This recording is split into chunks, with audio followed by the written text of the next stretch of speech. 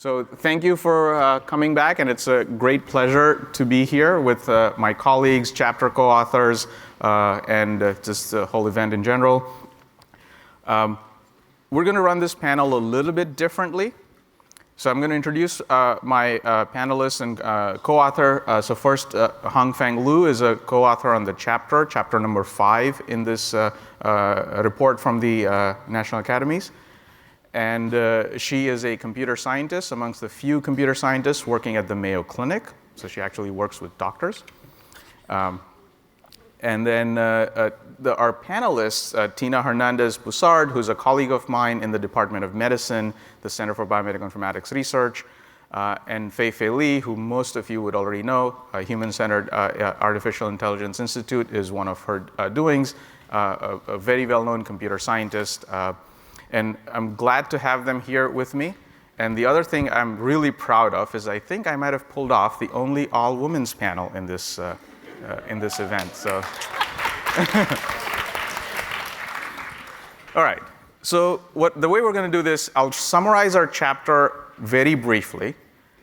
You're all receiving an electronic version of the embargoed report sometime over the weekend, so you can read the chapter. So I'm not going to rehash all of it. And then we'll have the panelists make a 3-minute opening statement about the core topic that I'll surface at the end of my 5-6 minutes. And then we'll open it up for questions, including debates and cross-examination amongst the panelists for each other, asking clarifications or opinions and whatnot. So we'll try to keep this very interactive. It's post-lunch, so I'll try to counter the postprandial sort of slump that comes. So here we go. Fun fact, this presentation is created using AI.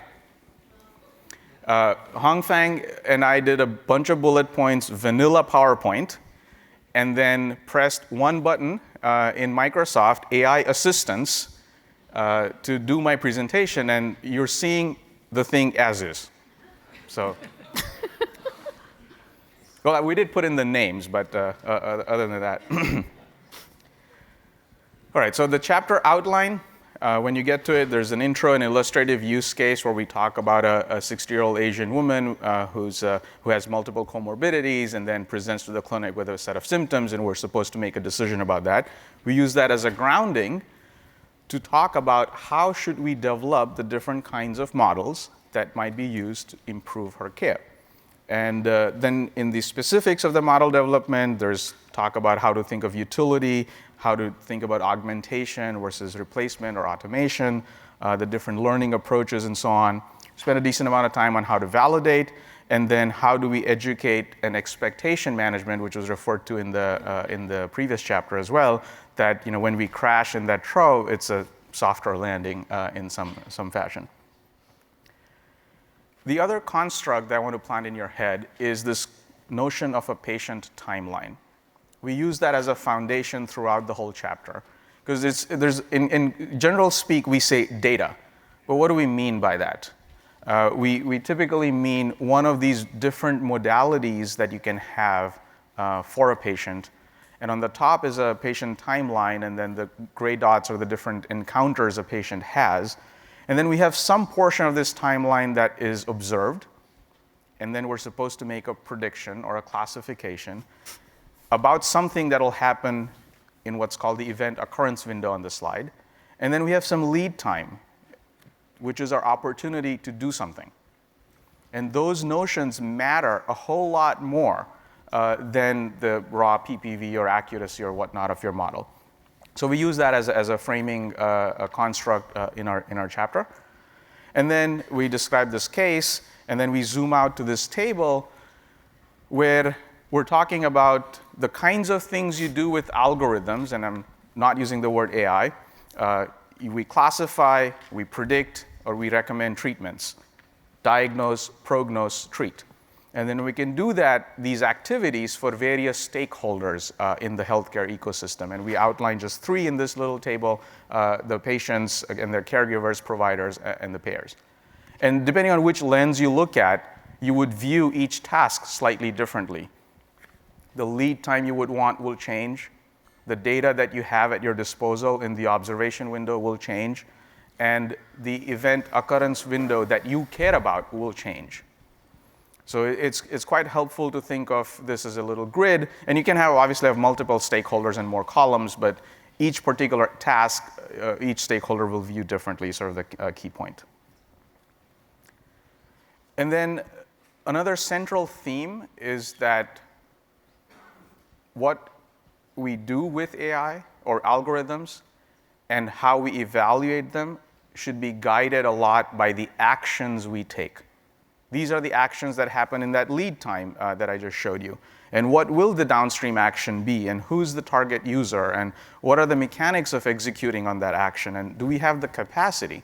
I might flag 100 people in this room for having some event, but if our health system as a unit can only take action on 20 cases, how are we going to counter that? And then there's a whole bunch of definitions about the usual terms used in doing model development and so on. How do you do cross-validation and internal test sets and so on.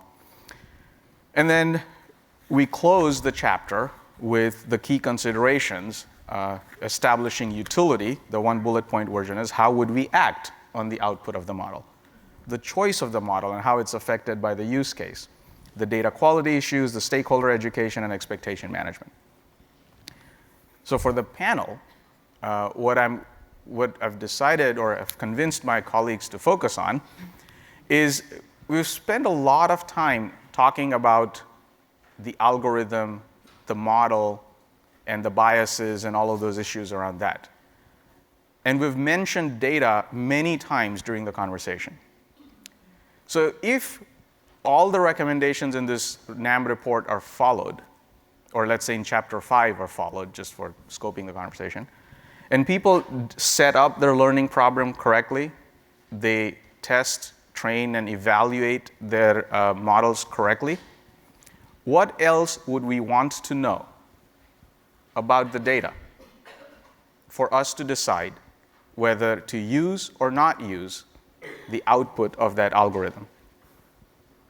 Because the data that we learn from is far more important than the specifics of the algorithm. So that's the premise we're going with. And with that, I will open it up to the panelists to first make a position statement, a 3-minute statement on what is their take about what is the most important missing thing about data that we would want to know. So we'll start with Tina, then Hongfang, and then Feifei. Come up here. Walk around. Okay, so thank you so much for this opportunity to be here. So for those of you who don't know me, I've been at Stanford for my entire career, which is a good thing. And I'm a data diva, right? I mean, my whole career has been focused around data, using data, thinking about how we can apply novel methods to data, and generally around big data. And so big data is also a notion that has continuously evolved over time. When I started, we were talking about, 1,000 spotted microarray, which was really big data back then. And now we're talking about entire populations of healthcare data coupled with environmental data, et cetera. And so in my lab, we have a very multidisciplinary team, and we think about ways we can use the data. Fortunately, at Stanford, we have state-of-the-art methodologists, so we're using very solid methodologies. One thing we can't control, though, is the quality of the data we receive. And so when you think about the data that we come in, a lot of our data is using electronic medical records. We can't control the quality of that data when we're developing algorithms, when we're using it to classify or predict models. So we need to think about how do we use that data with its known biases, with its known disparities, with its known noisiness. And so when I had the opportunity to have a look at this chapter, and it's really very exciting. And one of the things that, as Nigam pointed out, came out is, what do we need from the data? What do we need to know from the data that's being used to train and test these algorithms? One thing we need to know is, what's the population represented in this data? Are we talking about, from Stanford, a very affluent population that has limited ethnical variation. And if somebody takes an output from my algorithm that's been trained and tested at Stanford, how is it going to run on a different population? So we need to know the population makeup of the data. We need to know we need to know, what are the sensitive variables that are included in that data set. We're talking age, we're talking race, social demographic factors. All of those are important to know when you're taking an algorithm, an output from something I develop on a certain system and validating it or using it in another system. So really we want to know when these AI applications are coming out, what is the data they're actually validated on? What is their data they're being tested on, and how does that represent the population that I'm implementing it in? So my question for you is going to be, what do we need to start thinking about the requirements for reporting these data? What do we want to know regarding the population makeup, the ethnical and social demographic information, and how is it representative of the population we're applying it to? And so with that, I will turn it over to my next panelist, or the next panelist. Yes. So my name is Hongfang Liu from Mayo Clinic. As many of you may have a lot of famous MDs, but I'm their first computer scientist faculty member there. So my perspective probably mostly say, as a computer scientist, what I observe in the healthcare system to do the AI, what's the issue we face there. So first, I want to congratulate the COFO team for making this happen, and the book is come to save me from explaining things to my colleagues at the Mayo Clinic. So as a researcher working in this field for over 20 years in the healthcare domain, we are so fortunate to feel this moment where the vocabulary of computer science, AI, become a vocabulary in the healthcare systems. But at the same time, I do have a lot of observations. Mainly is the gap between the computer science discipline and also the healthcare discipline. One thing is that what I feel, in living in the healthcare system, sometimes I feel we want to ensure the technology advancements need to address the needs in the realistic context. But sometimes we also need to be open-minded for innovations. A lot of times I was thinking, if you try to tell a group of abstractors, say, I want to replace your work by develop automatic extraction system for you, it does not work because it translates, I will replace your job because I can automatically develop automatic systems to extracting things for you, so you don't need to do that. But at the same time, if we always worry about people component, the innovation may not come because we in the audience for things which depends on pattern recognition. They're not directly facing patients. For those kind of technician, those type of work, there may be change of the different priority, different work types there. But this is a very sensitive topic, and when we talk about AI in healthcare, it's replacing, augmenting, or to me, at least the workforce will be shifting a little bit. Secondly, a lot of times we are, from the literature, we do AI model development. But this, we are, follow our chapter 5, we probably think, we can, the model is evaluated, assessed. But we probably needed to think about the human part in the AI component, because intelligence is only owned after human, right? So how do we ensure AI models can execute the human knowledge robustly and consistently across a different scenario? Human can have adaptation, can have innovation, can have intuition. But when you do the AI models, a lot of times our clinician, physician will come, I don't know how to solve the problem. Can your AI solve the problem?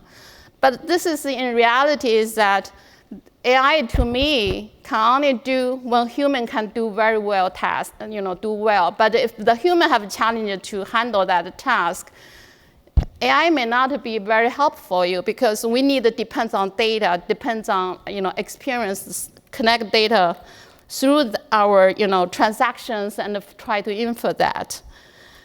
And the third point I want to make is AI needs to be evaluated on the competence to perform tasks as a real team member in the healthcare environment. So healthcare, by traditional, is more team-based practice. We can handle different specialties. We have a primary care coordinating all those care. You can simply assume the AI, which is probably many AI models or things to be your assistants, to be seamlessly blending into the workflow. But if you develop out of box, not embedded into your EMR system seamlessly, don't assume physician will use that AI systems.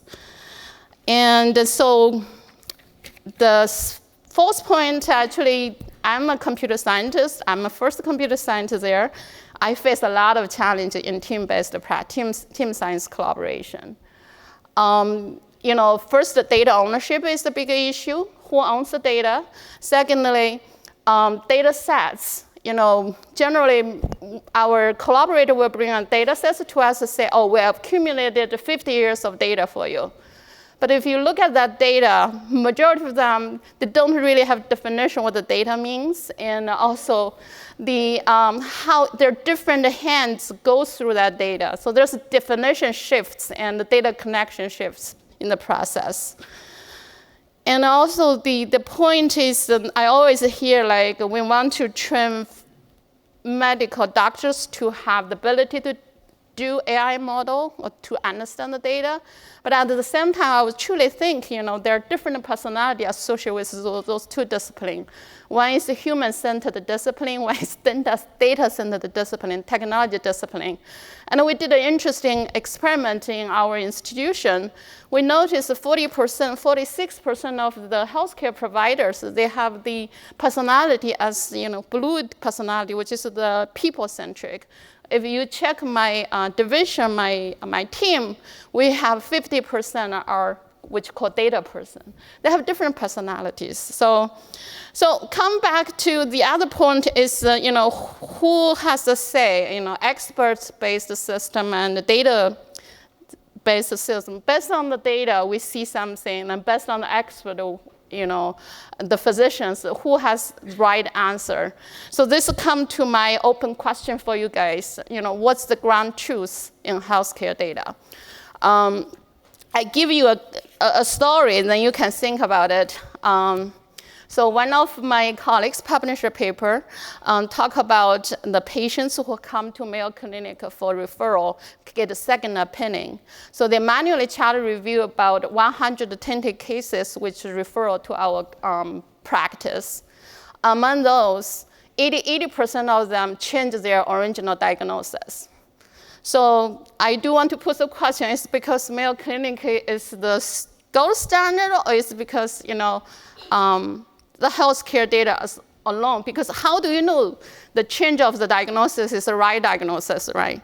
So given that, I want to say, the fundamental things to me regarding data is we don't see the data, so we don't know other healthcare systems data. Even Mayo say we have, majority of the patients come to us, their original diagnosis is wrong, but I cannot truly sure it's wrong without see the original institution's data. Yes, that's down through.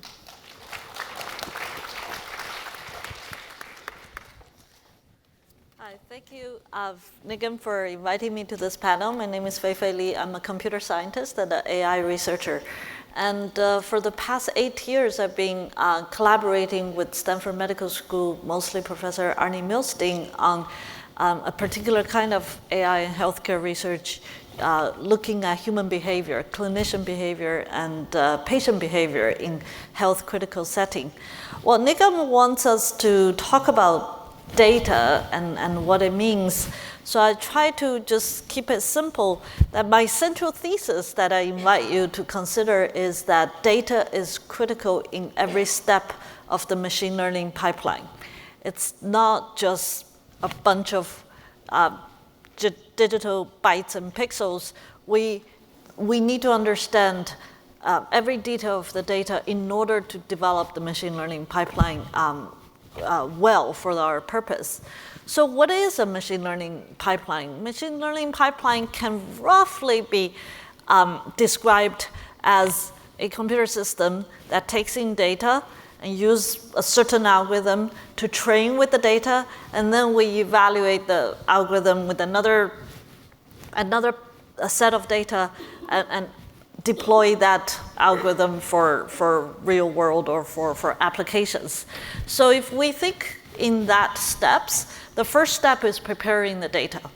And there is a long history of what we need to know and how we should prepare data for any machine learning system from a theoretical point of view. CS machine learning students should learn this in the first few courses they take in machine learning. There are some very basic fundamentals. For example, understanding the distribution of your training data versus testing data.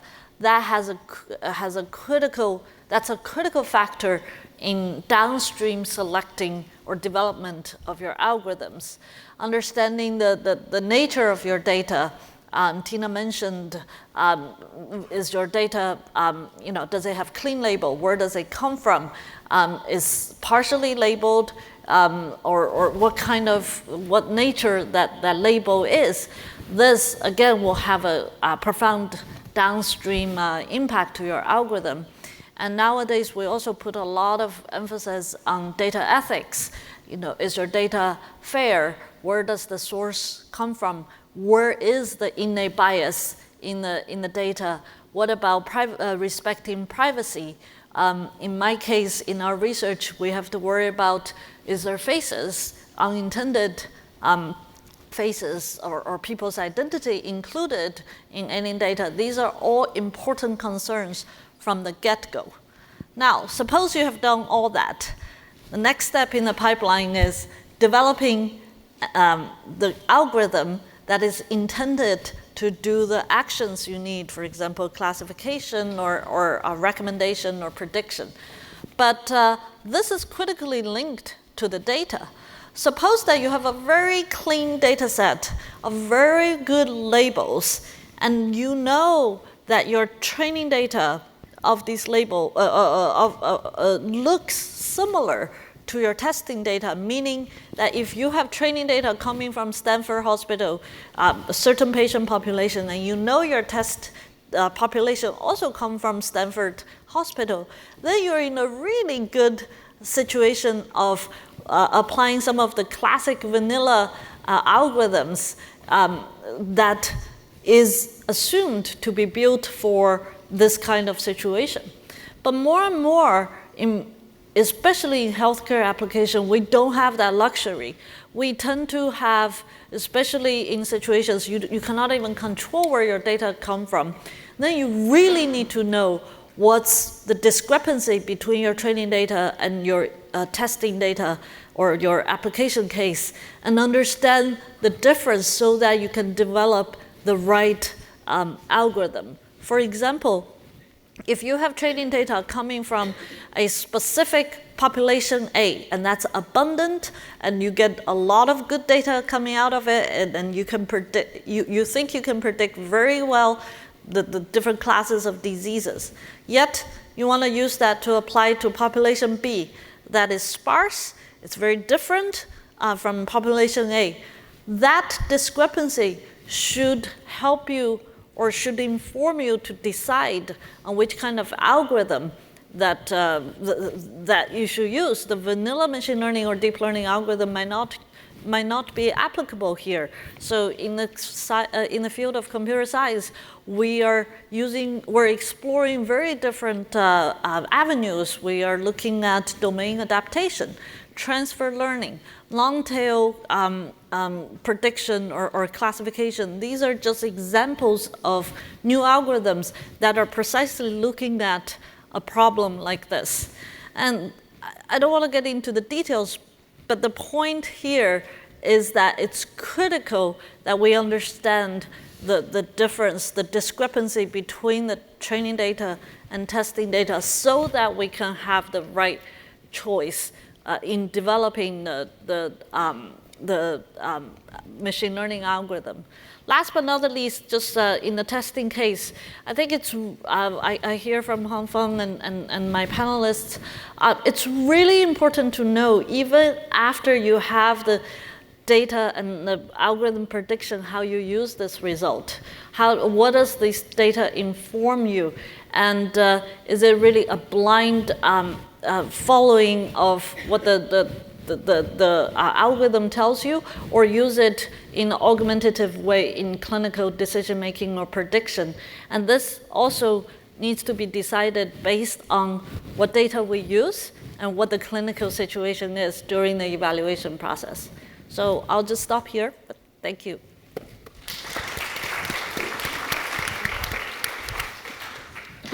Okay, so we have about 18 minutes for questions.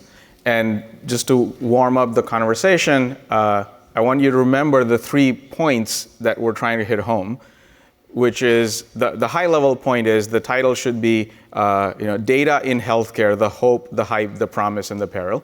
So remember that, the data. And then we brought up issues around the fact that we don't know the source or the target details about the source or the target population where our algorithms are going to be used.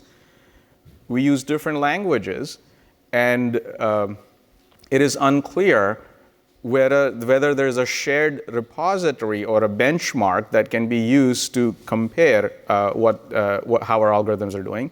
And the third, if we knew these 2 things, if we knew how our trained population and the test population differed, we can make better choices about how we go about building our machine learning system. And typically in our circles in healthcare writ large, I'll just use the science paper that was quoted a couple of times today as an example. The algorithm was trained on data that were already biased, that certain ethnicity, African Americans, did not get the same level of care as equally sick other populations. The key word being did not get, not did not need. Now, if we have data that are of that nature, you train an algorithm, it will learn that these people get less care. It is our fallacy to then infer that they need less care.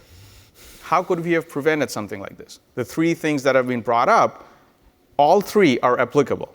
What was the thing trained on? Do we know? We don't. Before using it at that institution, did that institution try it out on their own subpopulation to see how it does?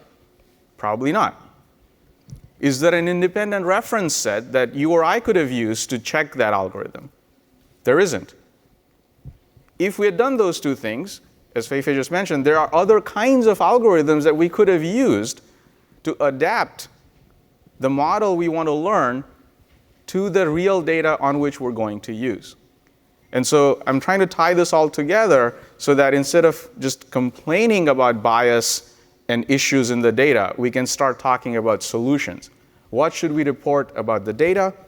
What should we have in terms of public benchmarks? And what should we have in terms of the informing of the choice of the learning method that are guided by the data we have? So with that, I'll invite questions, comments. You can disagree. Everything's fair game. We got 15 more minutes. I see a question right there. Can you hear me? Hi. Yeah. I'm going to start here. Yeah. Hi. Phil. I'm at Providence up in Seattle. I have a question, sort of how you and your team sort of view data imbalances. So, for example, I have a data set for a model that I'm currently working on right now that our recurrence, or so our positive class case, is 0.8% of our data set. And so our AUROC scores end up being great, but we have a terrible time predicting cases of recurrence. And I kind of wanted to know sort of the 2 ways that we're handling it right now is undersampling of our overrepresentative class, so a 50-50 balance. AUROC and other metrics come back pretty good. But when we leave it unbalanced, we have a terrible time at predicting any cases of recurrence. So kind of wanted to know your input on resampling and sort of data distributions. Thank you. I will let the panelists take a crack at it. So I'll take a computer science machine learning angle to answer your question. This is a classic example, classic problem that machine learning systems face. It's not just in healthcare. You know, sometimes we call it long tail distributions, so there. You mentioned one solution, which is data resampling. But even if you can do that in training time, you can resample. It doesn't apply in your testing time or in the inference time, because you can't resample your unknown testing population. So the details can be offline, but roughly there are multiple algorithmic remedies, right? We can reweight cost functions. For example, certain classes matter to you way more than other classes, so you can manipulate cost functions. You can also look at how the long tail population can be. You can develop an algorithm that's long tail aware. And knowing that kind of skewed distribution, you can develop that into the algorithm. And so these are, there is a large body of literature coming up, or as we speak, in machine learning community tackling this issue. It's also related to machine learning fairness issue, because a lot of the bias come from the unintended imbalance of data. So great question. I'll jump in a little bit. It might also be worth looking into the textbooks around diagnostic testing. Whenever in medicine we're faced with a situation where you can't afford to miss somebody and you can't afford to be wrong both at the same time, you do sequential testing. You do a screening test and then you do a specific test, like HIV testing being a classic example. You don't have to train one model. So I'll just leave it there as a suggestion. A couple of other questions. I see a lot of hands. I can't see who has the mic. All right. Prenatal diagnostics. What's your view on federated and distributed machine learning and centralized AI model in healthcare? And this allows collaboration among institutions without data leaving the institution, just processing Federated learning. Distributed data. All right, I'll just repeat the question. The question is around what is the role of federated learning, which allows you to learn without data leaving the institutional boundaries? So I work in the clinical natural language field. Actually, we were thinking instead of sharing data, we can share in statistics of the data, and that will help boosting the performance. So we are heavily investigating the federated learning for the healthcare-related AI algorithm development. Yeah, I would add that federated learning is definitely a very new and interesting direction to go, both for privacy reasons and data sharing reasons. That's related to edge computing, which is also another very hot area. There are certain cases you still have to aggregate certain statistics or certain data to really learn. So it's a very new algorithm that's still under exploration. Mm-hmm. Right here. Yeah, in the back. Yeah. Tariq Ahmad from the VA Mather. It looks like data is one variable and algorithm is the second variable. Is there any standardization of algorithm to come to the same recommendations, or the algorithm changes also? Go ahead. There's no standardization of algorithm in the sense algorithms are always evolving, right? It's possibly easier to standardize data and benchmark data if there's one agreed upon problem people care about. I don't know if I answered your question, but. For example, if Mayo has one algorithm and if Stanford has one algorithm and they put the data in, and the recommendations are different or different sequences? That's what I'm trying to ask. Yeah, so let me try to take a shot at this. I think, so let's first just, the algorithm and the model are two separate things. So let's say the model is a logistic regression, just for the simplicity. And the algorithm by which you do that is, say, maximum likelihood estimation or least squares or something. That algorithm doesn't change. Usually, it does when people doing that research change it, but by and large, when you run your R function, that doesn't change.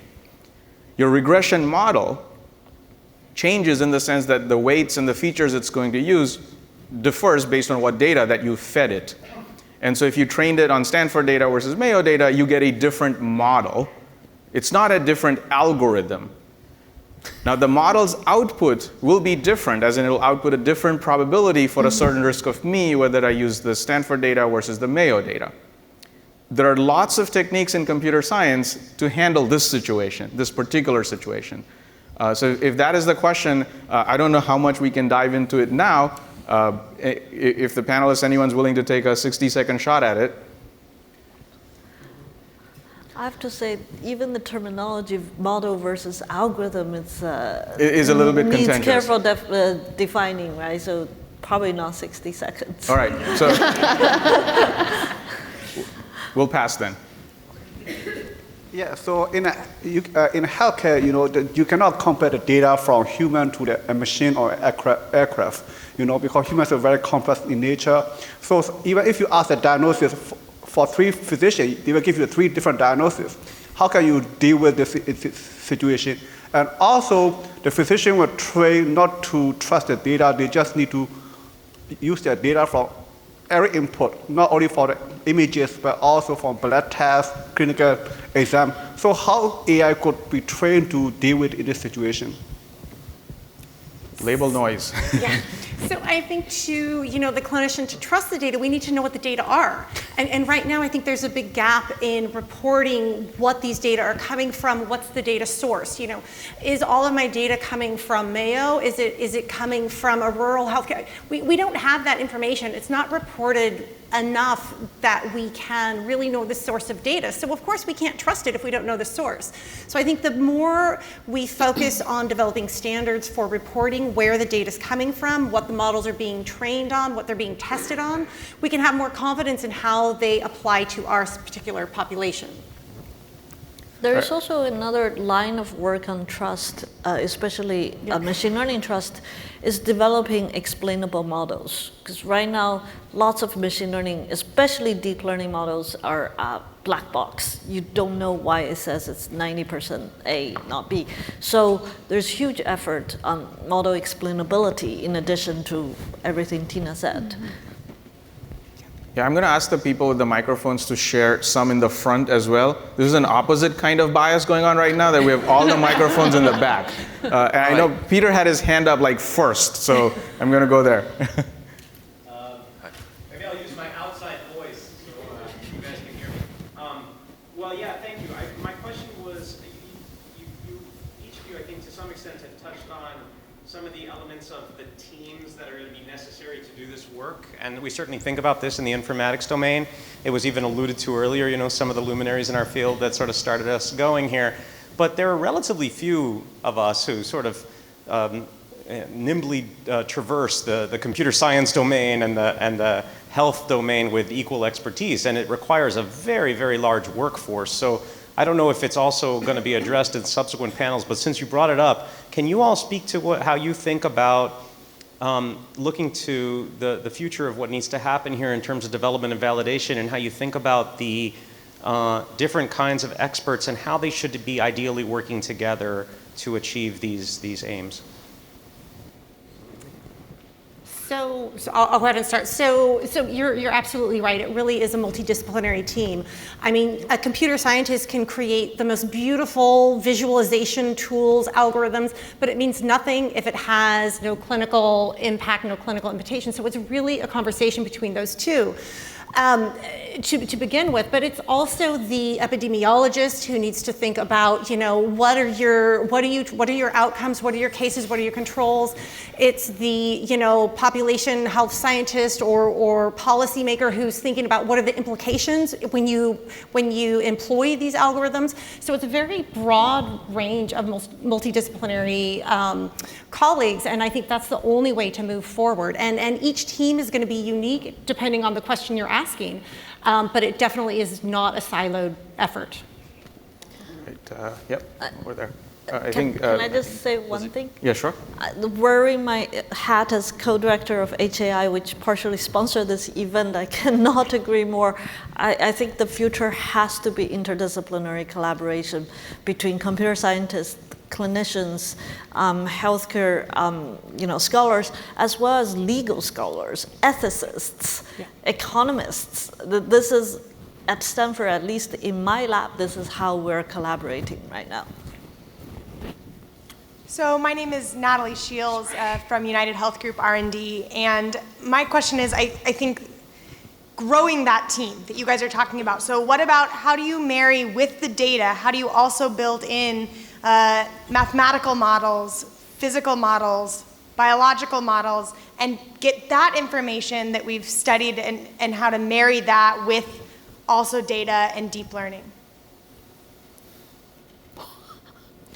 I don't even see they are separate. For me, this is, everything you said is part of that continuum of the machine learning or AI system. And absolutely, everything you said, from physical sensor to all kinds of multimodal data to the development of algorithm to, everything is connected. Yeah, there was a great article, I think in 2014 by Cohen talking about the tapestry of data.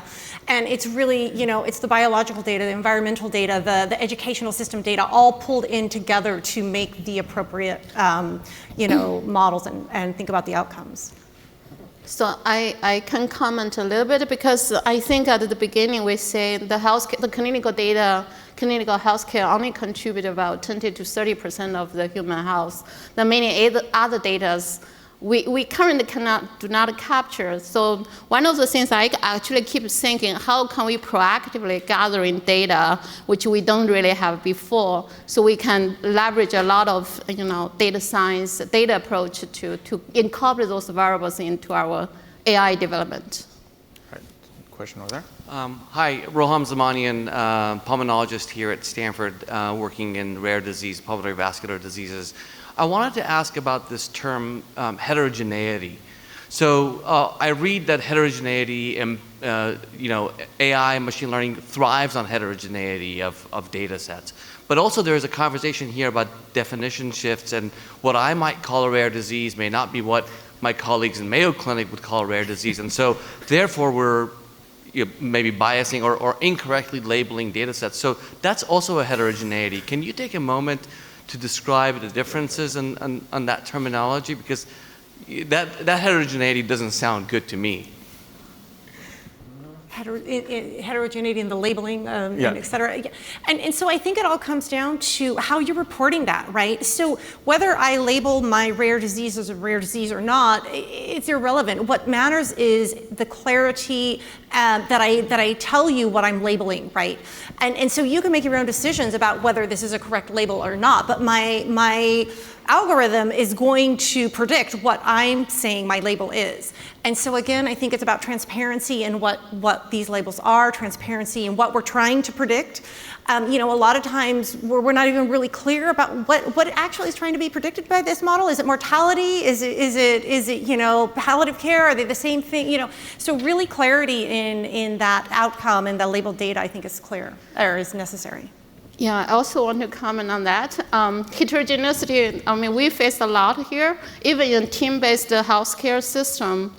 So my physician will tell me embodic events. If I'm a natural language person, I don't know the healthcare domain. I only think about one or two concepts, but my cardiology specialist tell me there are 200 concepts around to be defined as embodic events. So it totally depends on, that's the reason we need to orient our AI into the real world, in the situation, the context. And that's also something which I keep promoting, is that you need to be transparent on how you define things, your task. If there's no national level, repository define those clinical problems, tasks, need AI help, we cannot move far away, to as a national level commodity. Yeah. All right, I think we're just about out of time. And I would want you to remember that if you heard about the role of data in healthcare, that was here. And with that, I will thank our panelists and move on to the next session.